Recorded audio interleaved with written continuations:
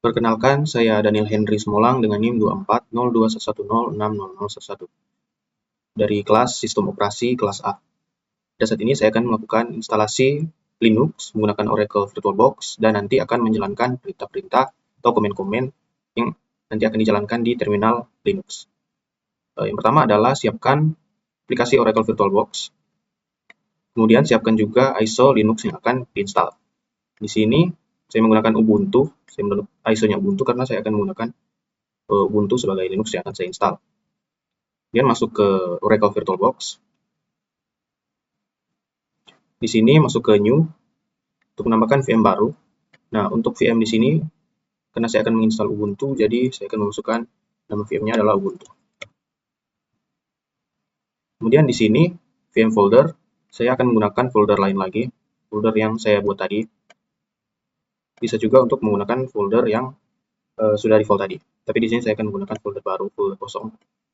Kemudian ISO ini saya akan ambil yang tadi sudah di-download, Ubuntu. Nah, jika sudah di sini, checklist ini, kemudian next.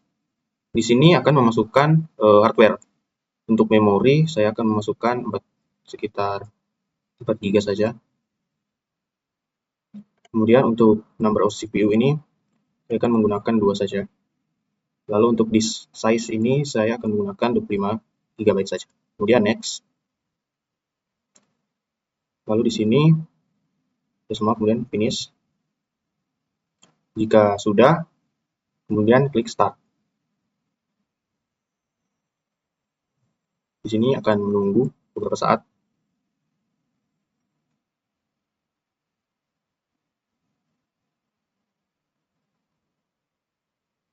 Jadi saya akan perbesar saja untuk Ubuntu-nya. Di sini masuk ke try or install Ubuntu. Di sini akan menunggu. Oke, setelah menunggu cukup lama, maka akan muncul tampilan seperti ini. Saya men-skip videonya agar tidak memakan waktu. Nah, dia untuk masuk ke tampilan ini dia akan memakan waktu cukup lama. Dan di sini akan memilih bahasa. Di sini ada banyak bahasa, jadi saya tetap akan memilih US sebagai defaultnya. Kemudian next. Tunggu beberapa saat. Kemudian next.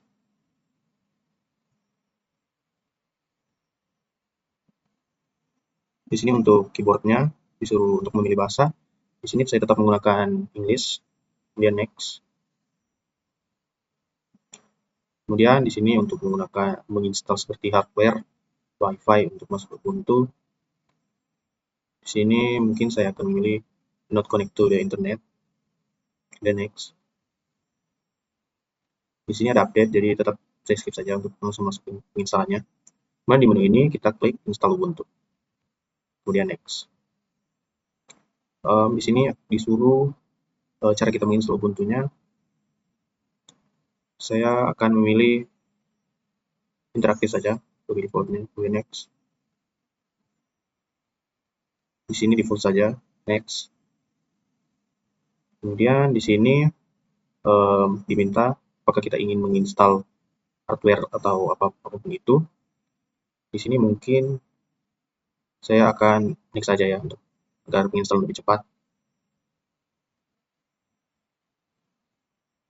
Mungkin saya akan memotong-motong videonya agar penginstalannya videonya tidak terlalu panjang. Nah, jika sudah masuk di sini, klik saja erase disk and install Ubuntu karena ini merupakan penginstalan pertama kali. Dan next. Di sini akan membuat Ubuntu-nya. Ini disuruh dimasukkan nama, saya akan memasukkan nama saya.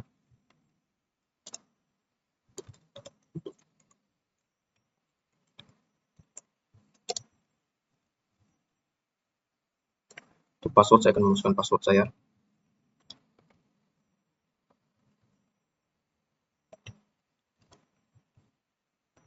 Kemudian next. Di sini disuruh memilih tempat. Di sini saya akan menggunakan Makassar saja karena agar sesuai zona waktunya. Kemudian install. Nah, ini untuk proses penginstalannya. Mungkin untuk proses penginstalannya ini saya akan skip juga karena pasti akan memakan waktu yang cukup lama. Baiklah, sekarang Linux Ubuntu 24.04.3 LTS sudah terinstall, dan kita akan reboot atau restart. Kita klik restart now, kemudian kita tunggu sampai Linux-nya restart. Baiklah, di sini sudah bisa Ubuntu-nya. Kemudian di sini kita masuk ke user yang sudah tadi dibuat, dan kita akan disuruh masukkan password, masukkan password yang sudah dibuat tadi.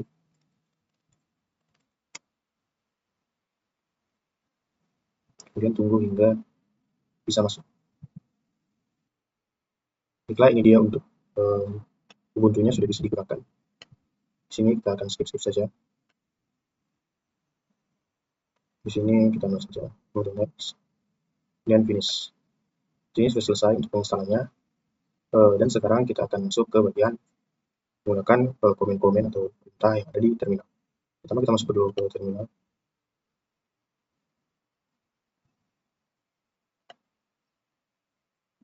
Masuk ke terminal. Dan ini dia untuk terminalnya. Ini kita akan mencoba beberapa komen. Yang pertama itu komen pwd. Pwd ini adalah komen untuk menunjukkan lokasi saat ini. Kita lokasinya adalah home dan desmolang atau user. Kemudian kita akan melihat isi folder atau direktori saat ini, kita ketikkan ls. Kemudian kita akan lihat isi folder dengan detail, kita gunakan ls spasi garis kemudian l dan enter. Ini untuk detail folder yang lebih jelas. Ini kita coba komen yang lain, itu untuk melihat semua file yang termasuk file-file yang tersembunyi, yaitu ls a. Oke, ini dia. Tadi saya lupa memberikan spasi.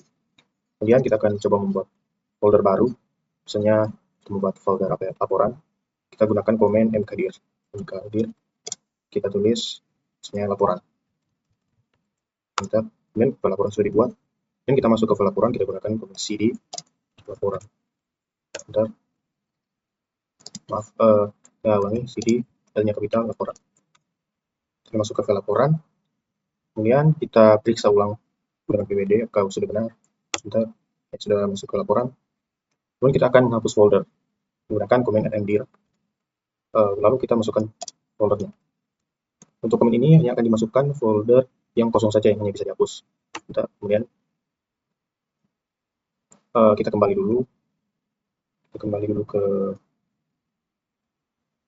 folder awal ya, cd. Kemudian kita mdir laporan.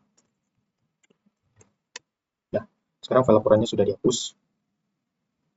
Kemudian masuk ke komen lainnya, kita gunakan touch. Touch ini adalah komen yang digunakan untuk membuat file baru, file kosong seperti itu.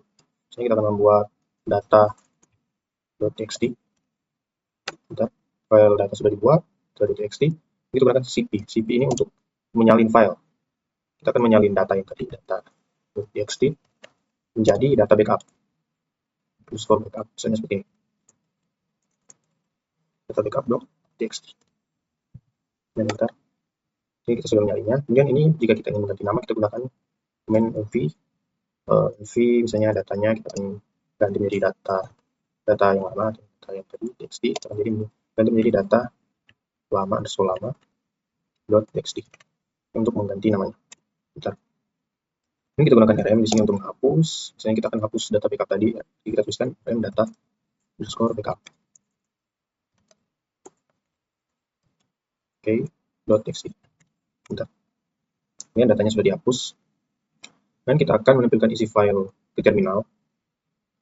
Jadi kita buat isi file dulu. Kita gunakan echo.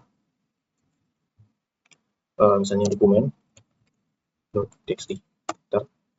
Kemudian setelah kita buat isi file dokumen.txt, kita akan menggunakan komen cat atau cat untuk menampilkan isinya. Kita gunakan cat, kemudian masukkan dokumen.txt. Jadi untuk cat ini dia akan menampilkan no such file or directory, atau tidak ada isinya untuk dokumen.txt ini. Oke, masuk ke selanjutnya kita gunakan nano. Nah, nano ini untuk dia menyunting file menggunakan editor teks sederhana di terminal. Misalnya kita akan nano dokumen.txt. Nah, di sini kita bisa memasukkan apapun, misalnya kita mengetik suatu itu Ctrl X untuk save, lalu ya tadi untuk menyimpannya. Di sini file to write, kita enter saja. Masuk ke komen selanjutnya. Di sini kita gunakan misalnya uname ini. Itu fungsinya untuk menampilkan detail lengkap kernel dan arsitektur sistem. Kita gunakan ya uname ini. Nah, ini untuk informasi kernel dan arsitektur sistemnya. Kemudian untuk menampilkan ruang hard disk, kita gunakan df spasi garis h. Ini untuk menampilkan ruang hard disk ya, format yang agar dia mudah dibaca. Kemudian kita masuk ke komensnya, misalnya freename. Ini untuk menampilkan penggunaan memori atau RAM dalam satuan megabyte di sini. Karena kita menggunakan M di sini, jadi satuannya adalah megabyte. Kemudian kita enter. Ini untuk RAM-nya. Digunakan adalah 1000 satuan megapiksel.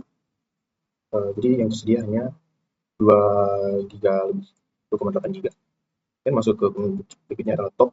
Top ini untuk memantau sistem, proses sistem. Ini dia. Ini untuk proses sistemnya. Dan untuk keluar kita klik Q. Oke. Nah, sekarang kita masuk ke komen UMI.